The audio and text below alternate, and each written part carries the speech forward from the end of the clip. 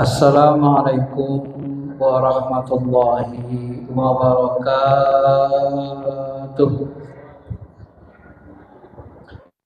Alhamdulillahillazi anzala alaina ahdatsal hadis wa nazzala alaina al-Qur'an hudan linnas wa hudan lil muttaqin. Allahumma shalli ala Habibina syafi'ina Muhammadin wa ala alihi wa sahbihi ajma'in. Amma ba'd. Bapak Ibu yang dirahmati Allah Subhanahu wa taala, tema yang kita bahas secara ilmiah namanya. Secara ilmiah itu berdasarkan ilmu agama adalah perbedaan antara Salafi Wahabi dan Aswaja Ahlus Sunnah wal Jamaah dalam memahami sunnah dan bid'ah. Judul ini kita angkat untuk bisa saling memahami, bukan untuk memperbesar dan mempertajam masalah. Kenapa kita bahas? Karena masalah ini sudah menjadi masalah yang nasional, ya. Umat Islam kita sudah banyak yang berdebat tentang sunnah bidah ini. Dan kenapa kita sebut Salafi Wahabi kita bedakan dengan Aswaja?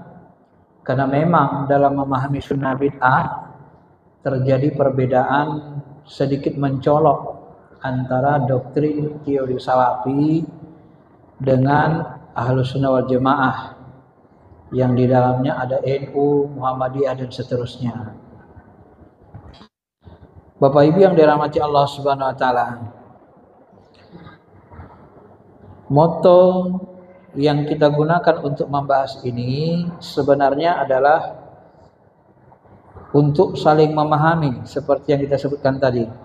Karena di dalam sebuah hadis ini disebut, hadis Bukhari, Iqra'ul Qur'an ma'talafat alaihi qulubukum fa idza ikhtalaftum faqamu anhu. Maksud hadis ini adalah baca kalianlah Al-Qur'an selama hati kalian masih bersatu, ya. Ikhtalafat masih bisa nyatu, saling berlembut. Fa idza ikhtalaftum, tapi kalau hati kalian terjadi khilaf, perbedaan yang mengarah kepada perpecahan, faqamu anhu, maka tinggalkan.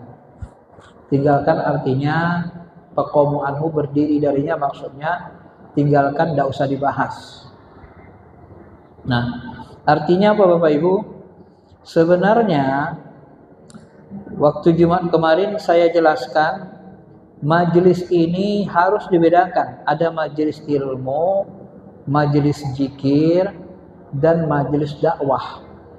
Walaupun ini isinya sama-sama zikrullah, tetapi rinciannya beda. Di mana bedanya? Kalau majelis dakwah, kita berdakwah itu harus pada hal-hal yang disepakati halal haramnya. Yang disepakati ulama haramnya, narkoba haram, mencuri haram, merampok haram, berzina haram. Ini boleh kita dakwah ini, melarang orang buat jahat. Karena semua ulama sudah paham, semua orang sudah paham, sudah disepakati tentang halal haramnya. Anjuran sholat jemaah, ini orang sudah paham semua, sudah maklum. Ya, anjuran sholat duha, anjuran memperbanyak sholat rawatib, berbanyak sholat sunnah dan seterusnya. Ini sudah disepakati. Maka dakwah itu dalam bidang motivasi lebih cenderung kepada basyiro wa naziro, mengajak buat baik, melarang buat jahat, ancaman. Tapi kalau kita bicara yang ilmu hukum, mukhtalaf, khilafiyah ulama, maka yang boleh bicara tentang khilafiyah ini harus orang berilmu, harus ulama. Kenapa? Kalau nanti orang awam yang bicara tentang hukum-hukum Islam, sangat dikhawatirkan dia akan mengalami sesat dan menyesatkan. Ya. Maka Nabi SAW ketika melihat sahabat debat tentang takdir, wahum yakhtasiruna bil qadar, marah beliau. Yabqa'u fi wajhihi burman, muka Nabi, wajah Nabi itu merah padam. Kenapa? Memang ayat Quran, hadis ini, sunnah ini bukan untuk diperdebatkan. Tapi setelah kita pahami, kita hafal, pahami, kita amalkan. Bukan debat, agama ini bukan agama debat. Tapi kadang memang debat itu tak bisa dihindari. Wajadilhum billati hiya ahsan, debat dengan cara yang lebih baik. Kadang begitu. Nah, siapa yang bisa melakukan ini? Yang boleh ikhtilaful ulama, harus ulama, orang berilmu. Maka di dalam agama kita, di dalam syariah yang dikenal ada, yang dibolehkan itu ikhtilaful ulama. Tak boleh atau tak ada dalam istilah syariah itu ikhtilaful juhala, ikhtilaful perbedaan pendapat orang-orang bodoh, perbedaan pendapat orang-orang awam. Ini nggak ada ini dalam istilah. Ya. Bapak Ibu yang dirahmati Allah. Perbedaan pendapat, pemahaman itu tidak bisa dihindari. Pasti dan sudah ada sejak zaman sahabat. Bahkan memahami hadis sahih ini saja, misalnya, la yusalliyanna hadul asar illa fi Bani Quraidah. Jangan kalian salat asar kecuali setelah sampai perkampungan Bani Quraidah. Kata Nabi sama sahabat. Lalu sahabat naik kuda, ya, ketika mereka mau berangkat ke Bani Quraidah, tiba-tiba tiba asar. Satu kubu mengatakan, kita sholat dulu. Sebab kalau kita tancap gas, kita terus ke sana, asar kelewatan. Gak cukup. Nah, misalnya dari daerah sini sampai ke sana itu 1 jam kebiasaan perjalanan. Asar ini atau 2 jam, 3 jam perjalanan. Kalau asar itu dari zuhur ke asar itu berapa jam? Paling mungkin sekitar 2 jaman. Nah, ini nggak bisa, nggak terkejar, nggak sampai, nggak tergapai kita ini. Udah sholat asar dulu. Ini namanya pemahaman kontekstual. Mereka memahami hadis Nabi. Maksud Nabi jangan kalian sholat asar sebelum sampai perkampungan Bani Quraidah. Maksud Nabi adalah kalian cepat-cepat berangkat, nanti bisa asar di Bani Quraidah. Nah, ini nggak mungkin lagi. Nggak mungkin Nabi nyuruh kita ninggalin sholat zuhur, kan begitu? Nggak mungkin Nabi nyuruh kita mendurhakai Allah. Nah, ini kontekstual namanya sahabat itu. Satu kubu sahabat lagi beda pula. Pokoknya, ini kalau pokoknya kan repot kita, Pak. Pokoknya kalau nggak sampai perkampungan Bani Quraidah, nggak usah berhenti, nggak usah sholat. Kan udah katakan Nabi, jangan kalian sholat kecuali sampai perkampungan Bani Quraidah. Kan udah jelas kata Nabi, jangan sholat kecuali sampai perkampungan Bani Quraidah. Ini namanya pemahaman tekstual. Ini sahabat saja, di kalangan sahabat sudah berkubu pemahamannya itu. Ada kontekstual, ada tekstual. Lalu setelah mereka sampai ke perkampungan Bani Quraidah, yang sudah sholat tadi aman, nggak sholat lagi. Nah, yang sampai Bani Quraidah tadi, sampailah mereka waktu maghrib menjelang isya. Sebahagian sholat asar di waktu maghrib, sebahagian lagi mungkin karena telat wudhu masuk isya, sholat asar di waktu isya. Lalu diceritakanlah ke Nabi SAW. Apa jawab Nabi? Nabi hanya diam. Jadi Nabi diam ketika perbedaan pendapat ini dihadapkan kepada beliau. Nabi diam, tidak komentar. Artinya apa? Nabi tidak mau membuat sahabat ini berpecah belah walaupun beda pendapat. Karena niat mereka sama-sama baik, ingin mentaati Allah dan Rasul. Memahami hadis ini yang beda.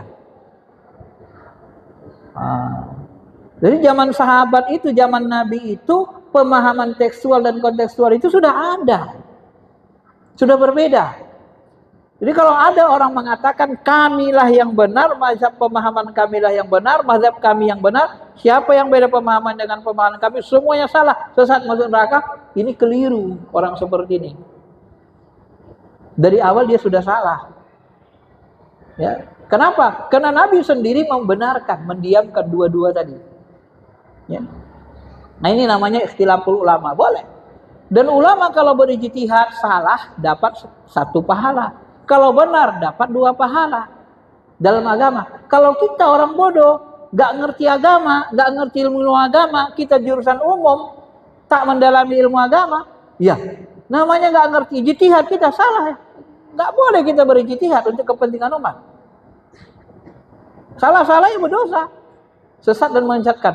Maka ketika ada seseorang sahabat, dia ngajarkan Quran, lalu Imam Ali datang, kamu ngajarkan apa? Ngajarin Quran. Kamu paham nggak ayat nasyakh dan mansyukh? Ilmu nasyakh mansur? Enggak ya Ali. Halakta wa halaka. Engkau telah merusak, engkau rusak dan akan merusak orang ramai. Kenapa? Karena ilmu Quran dia tidak paham. Disuruh, dia ajarkan Al-Quran itu, ilmu Quran itu. Diajarkan ayat-ayat Quran itu. Hukum-hukum Quran. Sementara dia nggak paham ilmu nasyakh mansukh. Kamu paham nggak nasyakh? Ilmu nasyakh mansukh? Enggak ya Ali. Kau rusak dan akan merusak orang ramai ini. Di sini kita paham bahwa majelis ilmu itu tidak sama dengan majelis dakwah. Juga dengan majelis zikir ya, zikir rame-rame. Hilakah zikir, halakah zikir namanya. Walaupun mirip tapi sebenarnya tidak sama. Kalau kita pahami. Nah, membahas ini namanya majelis ilmu.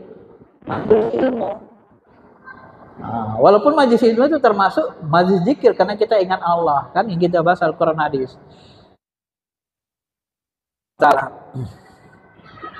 Nah, kenapalah Salafi dengan Aswaja ini berbeda dalam memahami sunnah bidah ini? Nah, kalau kita lihat di Facebook, kita lihat di YouTube, itu kan terjadi perdebatan sengit. Apalagi di Messenger, kadang sampai caci maki gitu kan. Nah, kita kok udah lihat caci maki gitu udah malas kita. Facebook saya pun kadang dipancing itu, tapi saya nggak mau terpancing. Nah, saya tanggapi saja seadanya.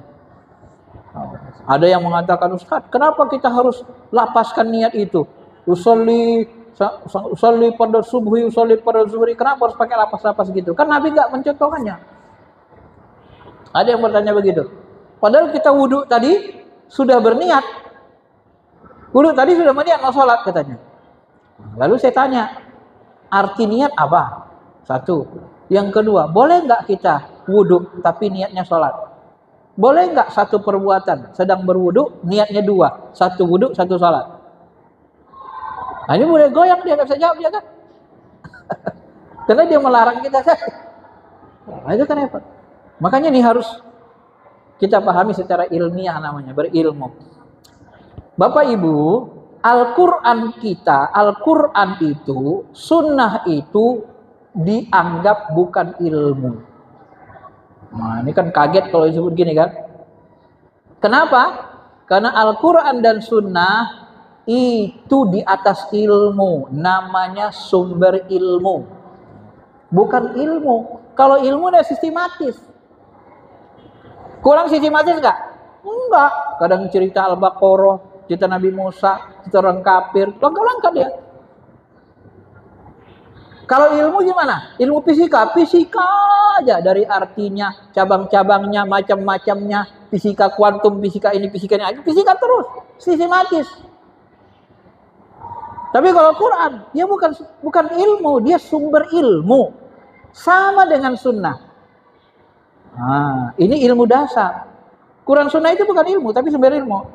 Nah, Bapak Ibu yang dirahmati Allah, kenapa Salafi Wahabi berbeda dengan Aswaja memahami Quran sunnah, memahami sunnah bid'ah? Pertama memang karena berbeda dalam kecenderungan mendefinisikan sunnah itu. Nah, ini beda pertama. Secara bahasa, sunnah itu jalan yang biasa dilalui, sedangkan secara istilah Kalau kita ambil ilmu hadis, logika berpikirnya gini. Kalau kita mau membahas hadis, mengetahui hadis atau sunnah, maka kita harus mengetahui definisi sunnah menurut ulama hadis. Kan gitu? Apa definisi sunnah menurut ulama hadis? Perkataan, segala sesuatu yang disadarkan kepada Nabi SAW, baik perkataan, perbuatan, takrir. Sifatnya. Ini ilmu hadis. Jadi yang dikatakan Nabi, kata-kata Nabi, perbuatan Nabi, takrir Nabi, itu sunnah.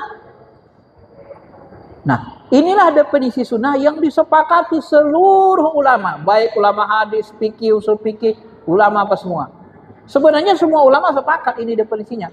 Karena kalau kita mau memahami hadis, kita harus mengambil definisi hadis dari ilmu hadis. Cuma ketika kita membuat definisi, harus paham ilmu mantik. Karena ilmu definisi adanya di ilmu mantik. Jadi ketika kita membuat definisi hadis, kita gabungkanlah ilmu mantik definisi dengan ilmu hadis. Untuk berdefinisikan apa itu hadis, apa itu sunnah. Sunnah sama hadis sama. Secara umum ulama menyamakan. Jadi sunnah itu yang dikatakan Nabi, diperbuat Nabi, ditakir Nabi. Qauliyahnya, kata-katanya, fi'liyahnya, perbuatannya, takirnya, diamnya Nabi. Apa takir itu? Nabi melihat sahabat melakukan sesuatu, Nabi diam. Lihat sahabat makan biawak, Nabi diam. Lihat sahabat misalnya makan daging dog, ya Nabi diam.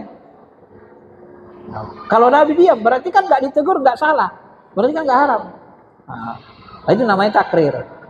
Ya, Nabi melihat sahabat berijtihad pakai ro'yu, Nabi diam. Seperti tadi, dua-duanya berijtihad, diam Nabi. Berarti dua-duanya nggak ada masalah, mana aja boleh. Kan gitu. Karena saling-saling memahami. Bapak Ibu yang dirahmati Allah Subhanahu Wa Taala. Nah, kalau salafi, ya, kalau salafi dia mendefinisikan sunnah itu begini modelnya. Ini langsung kita rujuk ke buku mereka langsung, supaya jangan jadi fitnah. Kalau ilmiah itu kan harus lihat rujukannya, bukunya langsung. Apa yang mereka pahami dengan sunnah? Sunnah menurut ulama salaf, kata penulis bukunya itu, ya, langsung penulis bukunya saya sebut, Ustadz Yajid misalnya kan. Apa kata beliau? Petunjuk yang dilaksanakan Rasulullah SAW dan sahabat, baik tentang ilmu, iktikad, perkataan maupun perbuatan. Jadi ilmu, iktikad, perkataan maupun perbuatan, petunjuk. Ini yang disebut dengan sunnah. Saya tanya, ilmu agama berkembang tidak? Ilmu berkembang nggak? Ilmu agama berkembang nggak tidak? Berkembang.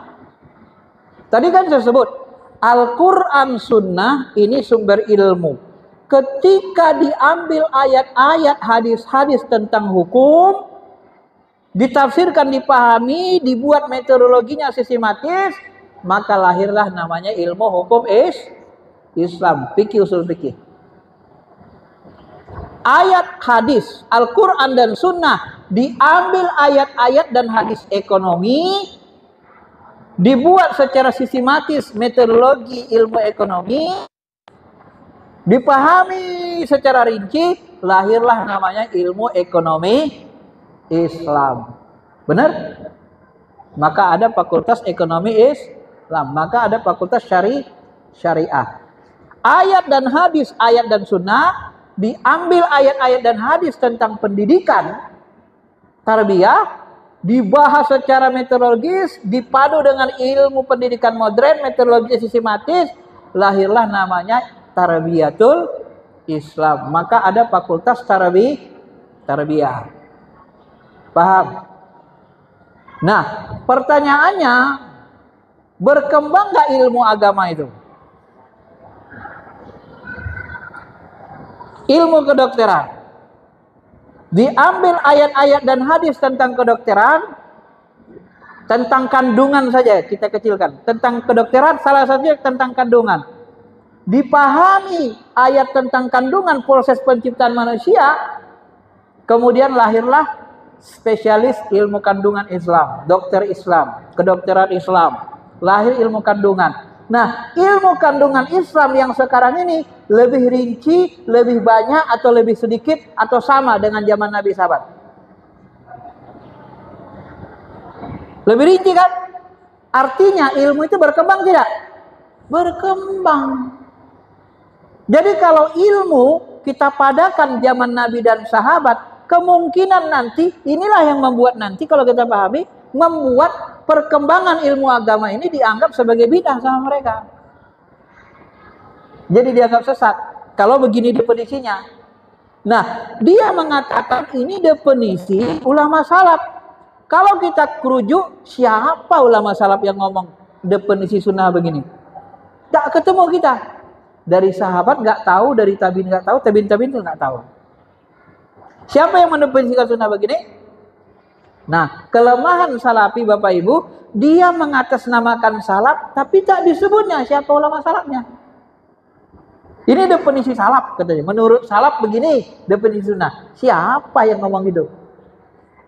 Berarti yang ngomong itu kan dia kan, memahami kan? Dia memahami ulama salaf. Nah, itulah kalau kita kaji ilmiah.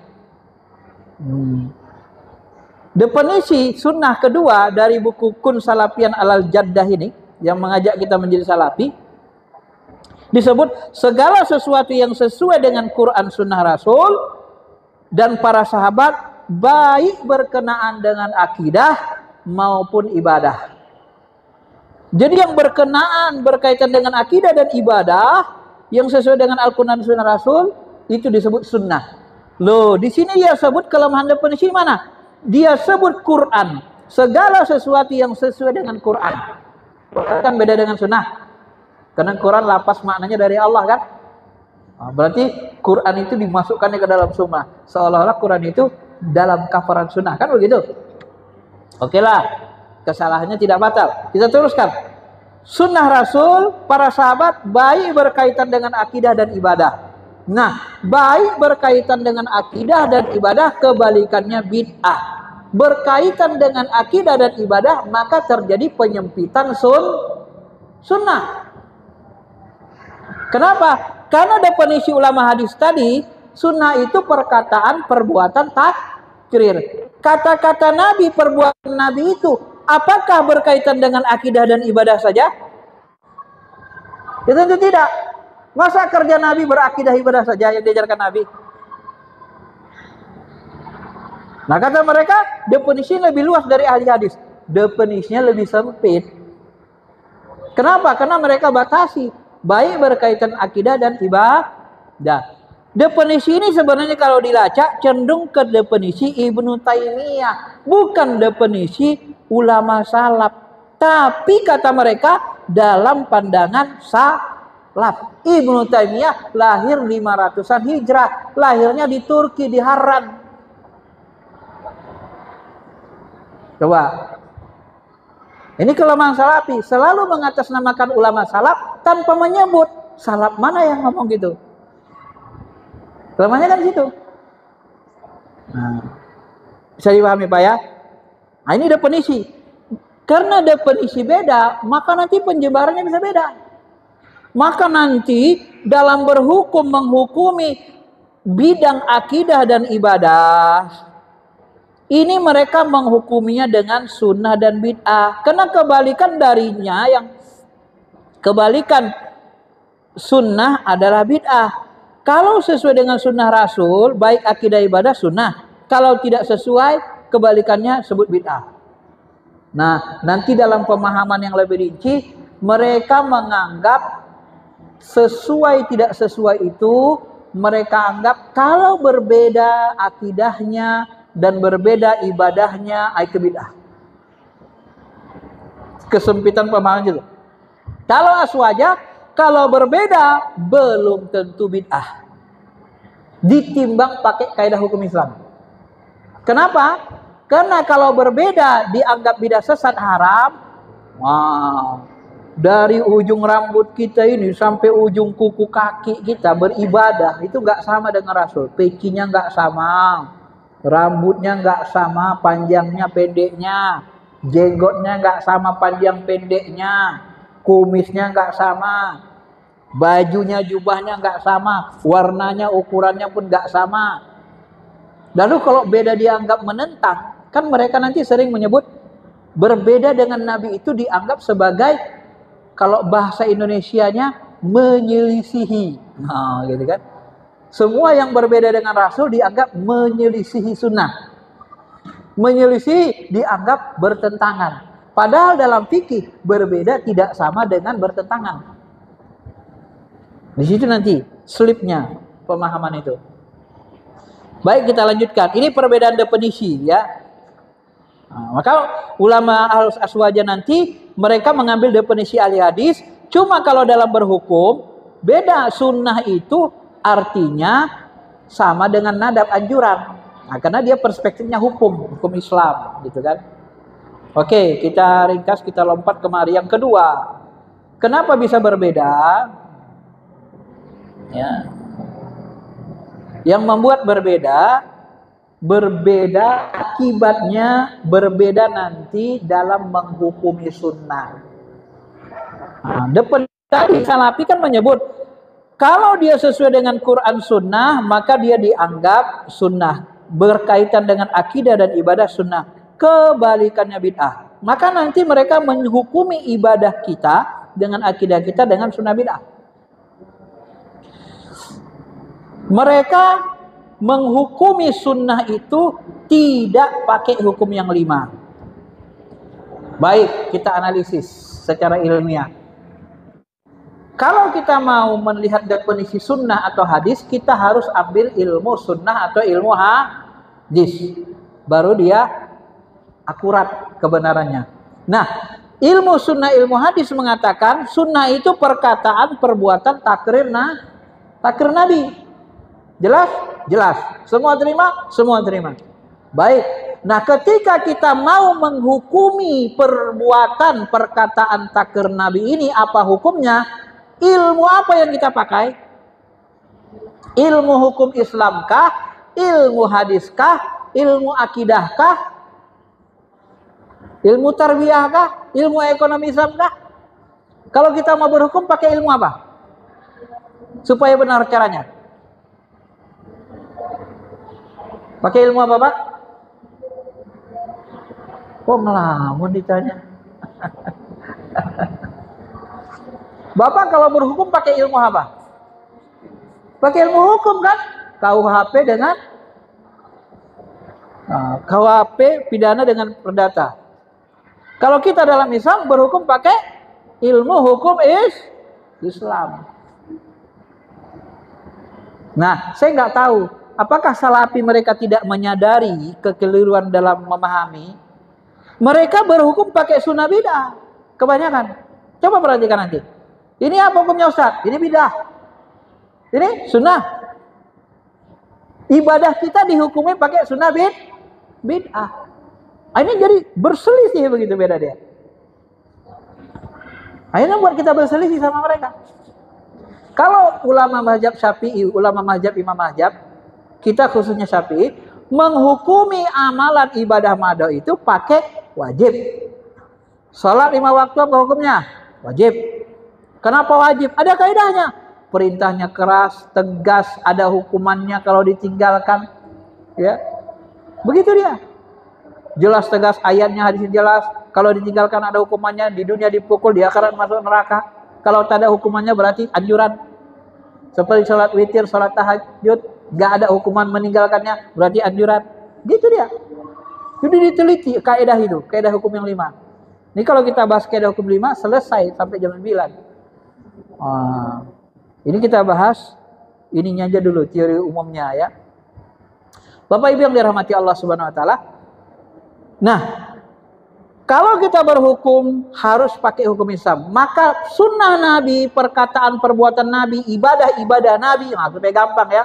Ibadah-ibadah Nabi ada yang hukumnya wajib, salat wajib. Ada yang hukumnya sunnah, salat sunnah, puasa sunnah, ya kan? Sedekah sunnah. Sunnah itu apa dalam ilmu hukum? Nah, beda definisi sunnah, ilmu hadis, ilmu hukum.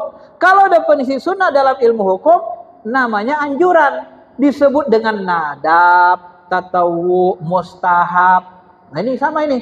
Nafilah, ihsan, fadilah. Sama itu. Mirip-mirip. Walau rinciannya nanti ada beda. Tapi secara umum sama. Anjuran. Dikerjakan berpahala, ditinggalkan tidak dosa. Bapak Ibu merasa berdosa nggak kalau nggak sholat duha? Atau semalam sholat witir nggak? Ini Ibu, sholat witir nggak semalam? Witir sholat. Bapak sholat witir semua nggak? Ada yang nggak sholat kan? Yang nggak sholat witir ngerasa dosa nggak ninggalin sholat witir? Hah? Anteng-anteng aja kan? Kok yakin Bapak sholat witir itu nggak dosa, ninggalin sunnah itu? Karena Bapak percaya hukumnya anjuran, dikerjakan pahala, tinggalkan tidak dosa. Dari mana kaidah itu datang? Itu sudah dibuat kaidah hukum oleh ulama hukum dan kita pakai itu setiap hari. Berarti meninggalkan sunnah perti hukum tidak masuk neraka, ya kan? Nah disinilah nanti perselisihannya dengan salaf itu. Berseberang jadinya dia. Bapak Ibu yang dirahmati Allah Subhanahu wa taala. Sunnah Nabi, perbuatan Nabi, ada yang mubah, cara sisir Nabi, cara jalannya. Sebagian ulama menyebut sorban ini mubah. Maka Buya Hamka nggak pakai sorban, nggak pakai jubah, gontor pakai dasi. Karena secara umum ulama mengatakan itu tidak berpahala mencontohnya gitu. Sisi kemanusiaan Nabi. Tapi pendapat kuat tetap ada pahalanya walaupun pahalanya kecil. Namanya sunnah zaidah, sunnah tambahan kata Imam Hanafi.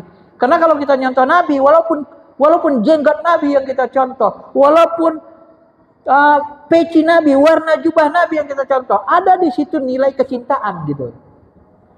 Keinginan mencontoh Nabi tadi ada kecintaan, maka tetap dapat pahala kata ulama. Walaupun pahalanya nggak besar-besar banget gitu. Tapi nggak dosa ninggalinya gitu. Itu perbuatan Nabi kan mubah. Ada perbuatan Nabi. Nah, jangan lepas kita dari definisi supaya jangan lari pikirannya. Sunnah perkataan perbuatan tak ke Nabi. Perbuatan Nabi itu sunnah Nabi. Perbuatan Nabi sunnah Nabi. Ada yang makruh, tidak disukai kita amalkan. Apa itu? Mencium istri bulan Ramadan. Ya. Maka nanti Bapak Ibu di buku saya ini itu saya urai.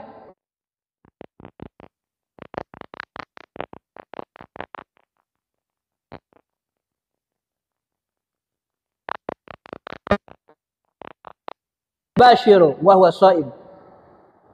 Nabi SAW itu dia mencium istri dan mencembu istrinya saat puasa.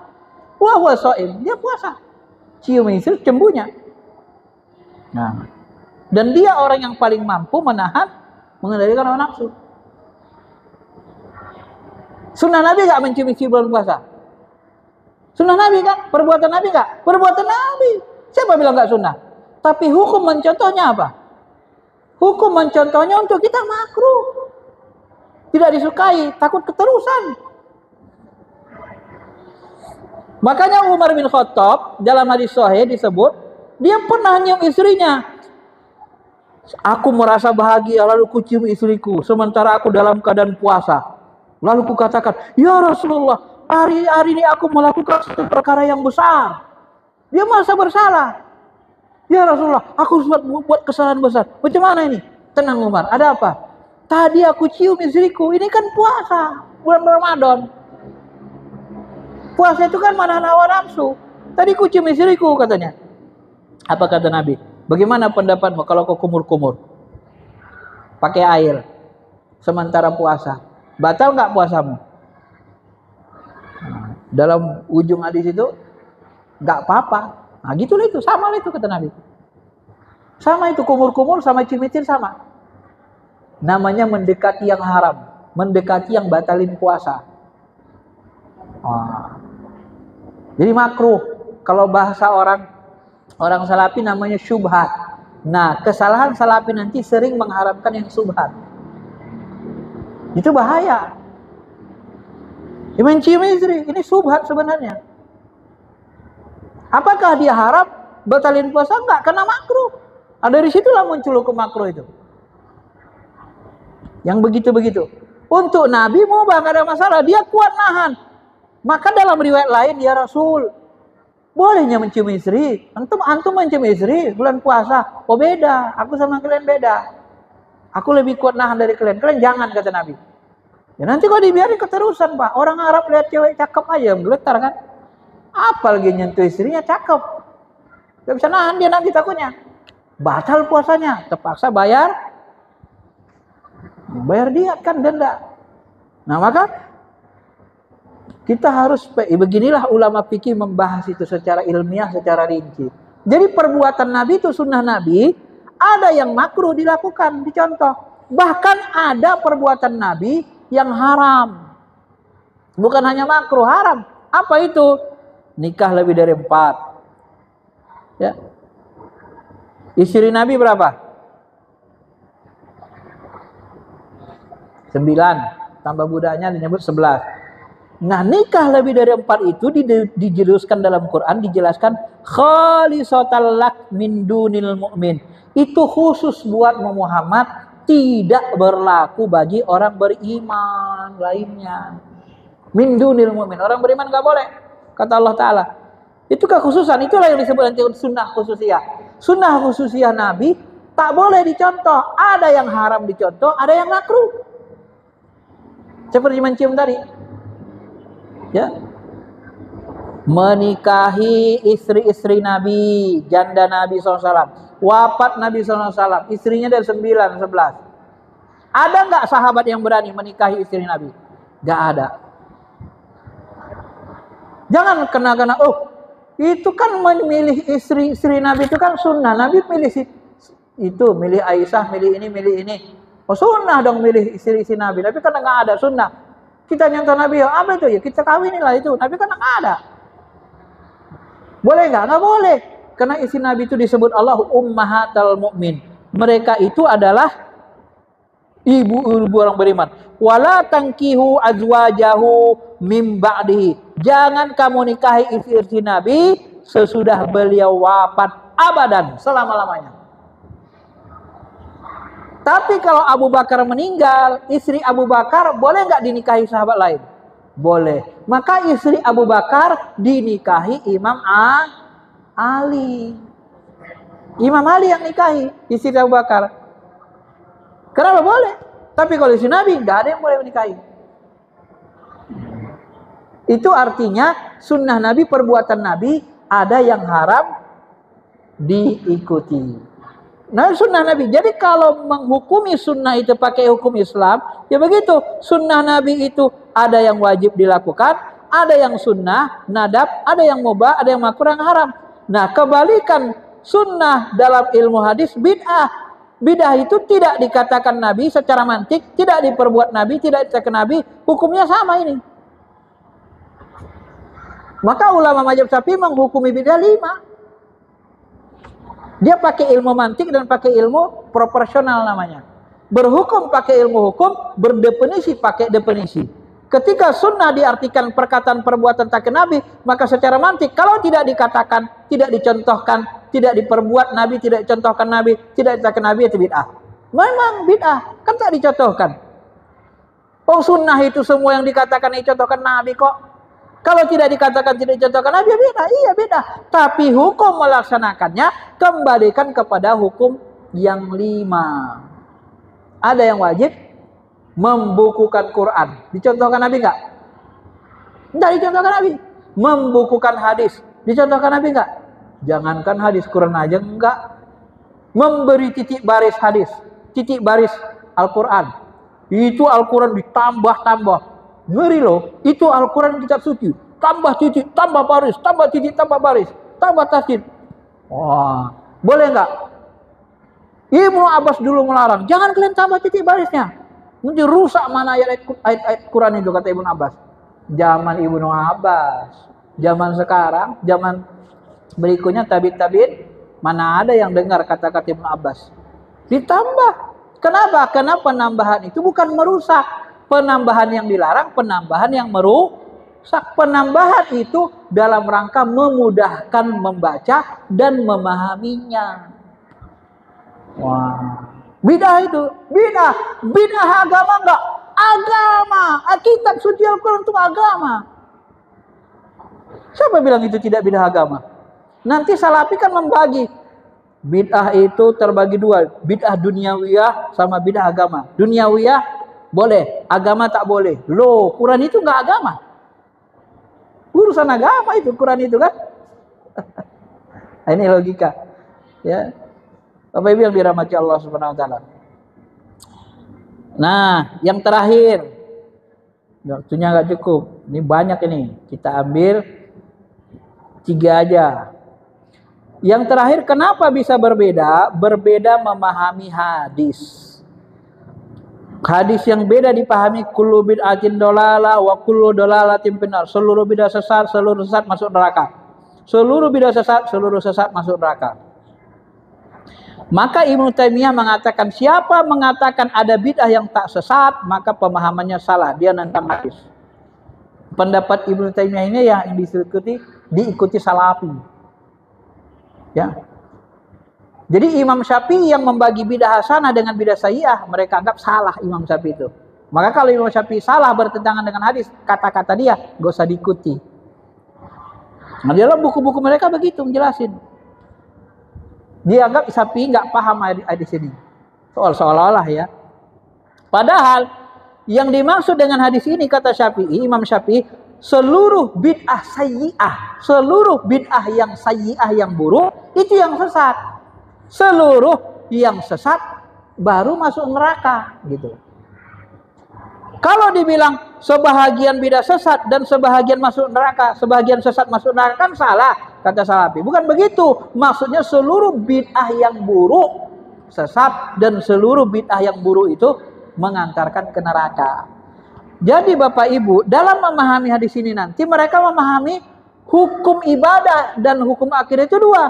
Kalau enggak haram, wajib. Seluruh bid'ah sesat haram. Kebalikannya sunnah, wajib. Benar enggak logikanya ini? Sebenarnya logikanya keliru juga. Kita ambil ini. Seluruh bid'ah haram. Berarti seluruh sunnah wajib. Logikanya kan gitu, mantiknya, pemukhalafahnya. Kalau seluruh bid'ah haram, maka seluruh sunnah wajib. Benar nggak teorinya? Wajib nggak sunnah puasa Senin Kamis? Wajib nggak dilakukan? Nggak wajib. Salah kan? Nah di sini kelemahan teorinya. Secara akliah pun mereka lemah ini. Secara ilmiah. Ya. Maka nanti kalau kita ikuti pun mereka, ya kalau bahasanya gini, oke lah kita ngalah seluruh bidah sesat. Sesat masuk neraka. Ternyata ketika kita bahas buku-buku mereka, ulama-ulama besarnya pun membagi bidah juga ya. Ulama Salafi ini bidah menurut bahasa, ini menurut istilah. Loh, menurut bahasa boleh kayak kata-kata Umar, istilah sesat. Loh, katanya tadi seluruh bidah sesat. Kenapa dibagi lagi menurut bahasa istilah? Dia bagi lagi kan? Oh enggak, pokoknya seluruh bidah sesat. Seluruh bidah sesat itu maksudnya bidah agama.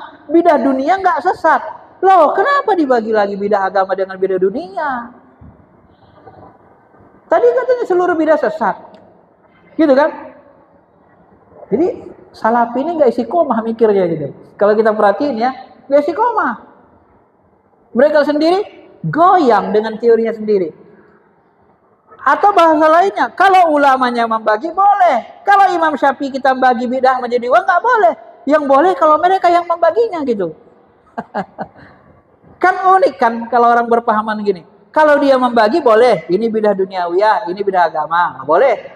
Giliran kita, ini bidah sesat, ini bidah yang baik, nggak diterima sama dia. Kan gitu kan? Kan unik sebenarnya orang cara berpikir orang begitu. Yang paling anehnya, Ibnu Taimiyah pun aneh juga Pak dalam bidah ini. Seluruh bidah sesat, seluruh sesat masuk neraka. Siapa yang memahami kullu ini sebahagian, maka dia mengingkari hadis Nabi. Tiba-tiba ketika dia bahas bid'ah, bid'ah itu ada yang makruh. Loh, katanya tadi seluruhnya sesat, haram, masuk neraka. Kalau makruh mana haram masuk? Ya nggak masuk neraka lah.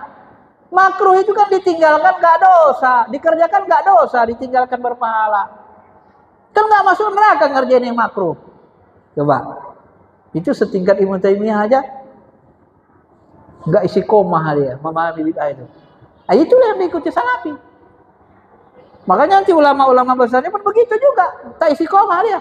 Ini bidah makruh. Syatibi mengatakan ada bidah makruh. Loh, katanya bidah semuanya sesat. Sesat kan haram. Mana ada yang sesat makruh? Ada yang sesat yang makruh? Iya, nggak ada lah. Kalau sesat haram semua. Iya kan? Namanya udah sesat. Sesat ya haram lah. Kan gitu. Nah, ini kelemahannya. Maka nanti memahaminya hadis ini pun begitu juga. Man amila amalan laisa alaihi amruna fahuwa rad. Barang siapa beramal tidak ada perintah kami, bukan berasal dari kami, dari agama kami, maka dia ditolak. Nah, ini pun beda nanti memahaminya. Kalau beramal tidak ada perintah kami, bukan berasal dari agama kami, maka dia ditolak. Kalau ada perbuatan baru, semuanya dianggap tidak berasal dari agama. Wirid Yasin malam Jumat itu dianggap perbuatan baru, itu dianggap pertentangan sama mereka. Maka dianggap bidah sesat. Tidak berasal dari agama. Nah, Muhammad bin Abdul Wahab sendiri dalam satu teks bukunya mengatakan, salat tarawih 20 rakaat itu, membukukan Quran itu berasal dari agama. Ada petunjuknya. Kalau berasal dari agama, ada petunjuknya, tidak sesat. Loh, ini juga salah. Ini juga apa nanti? Ambigius dia. Baca Yasin malam Jumat itu, Yasin itu kan dari agama. Membaca di malam hari juga perintah agama. Malam Jumat itu dikhususkan malam Jumat, bukan dikhususkan dalam arti dibuat baru, tapi dalam arti dipilih malam Jumat, malam paling mulia supaya banyak pahalanya, dirutinkan sebagai wadah silaturahmi. Dan dia amalan buruk, bukan amalan wajib. Kata Nabi, tak boleh kita mengkhususkan satu amalan. Jangan kamu khususkan puasa hari Jumat. Ibadah mahdo itu ghairu ma'qulil makna. Tak bisa dipahami. Kalau kita mengkhususkan puasa hari Jumat, apa maksudnya? Maksudnya apa? Nggak jelas kan? Itu ibadah mahdo. Nggak bisa, nggak ada maksud, nggak ada tujuan yang nggak jelas. Tapi kalau kita wirid Yasin malam Jumat, itu jelas tujuannya. Tujuannya apa? Wadah silaturahmi, temu ramah warga setiap minggu. Seminggu sekali. Jelas wadahnya kan? Maka Nabi setiap kali ada perbuatan buruk yang berbeda dengan Nabi, belum tentu sesat. Itu di sana itu. Setiap rakaat baca qul huwallahu. Panggil dia kata Nabi. Kamu kok sholat baca qul huwallahu tiap rakaat, kenapa? Udah dianjurkan jangan begitu, kamu nggak mau. Kata sahabat dia, Rasul, aku sangat mencintai qul huwallahu sudah ikhlas. Oh, kalau begitu kamu masuk surga. Ditanya, Salafi ada nggak menganalisis begitu? Nggak ada. Asal berbeda sesat. Kalau Nabi, kalau beda dengan perbuatan Nabi, ibadah buruk bukan pokok, bukan wajib, ditanya, kenapa? Kenapa kamu malam Jumat? Kami ini wadah silaturahmi. Daripada kami kumpul-kumpul silaturahmi nggak ada ayat malat, bagus kami baca Yasin. Habis itu ngobrol. Kalau ngobrol aja kan nggak ada ibadahnya nanti. Udah banyak. Bagus baca Yasin, doain orang meninggal, selesai. Habis itu ngobrol. Ya kenapa nggak baca kahfi? Ya, ini kan pertanyaan baru. Kenapa nggak baca kahfi ini? Baca Yasin aja, orang udah capek. Ngamalin sunnah kan sesuai kemampuan. Kalau disuruh baca kahfi lagi, baca dukhan lagi, baca muluk lagi, nggak mau orang wirid Yasin. Usahlah. Baca Qurannya aja 1 jam kayaknya pegal awalnya. Nggak mau ikut dia kan. Jadi sebenarnya disitulah perbedaan ijtihad ulama nanti ya. Sebenarnya banyak lagi nih, cuman ini dulu pengantarnya. Kenapa kita berbeda? Dan ini kita pahami supaya kita paham, oh Salafi begini, Aswaja begini. Bukan untuk berkelahi. Paham kita di mana kelemahan Salafi, di mana kelemahan Aswaja kalau ada kelemahannya. Sebenarnya gitu, pahami ilmunya saja. Bapak Ibu kalau ya mau mengamalkan, amalkan yang diyakini saja. Kalau nggak yakin jangan amalin. Karena beramal itu berdasarkan ilmu. Nah, tugas kami yang belajar ilmu ini menjelaskan ilmunya. Gini loh salafi itu, gini aswaja itu. Mana yang paling logis itu kembali nanti kepada kita. Ya, untuk menganalisisnya mana yang lebih logis, lebih enak dipahami. Ya, saya kira itu saja. Sampai saja dulu, ya. Ada yang mau bertanya silakan.